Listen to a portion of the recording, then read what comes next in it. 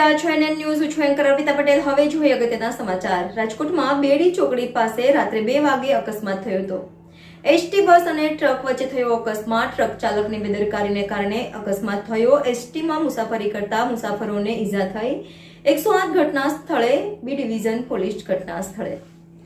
NN news Rajkot. દર્શક મિત્રો, તમારી આસપાસ બની રહેલી અવનવી ઘટનાઓ વિશે જાણવા માટે એનએન ન્યૂઝને લાઈક કરો, શેર કરો, સબસ્ક્રાઇબ કરો અને બેલ આઇકન પ્રેસ કરો, જેથી આપને નોટિફિકેશન્સ મળતી રહે.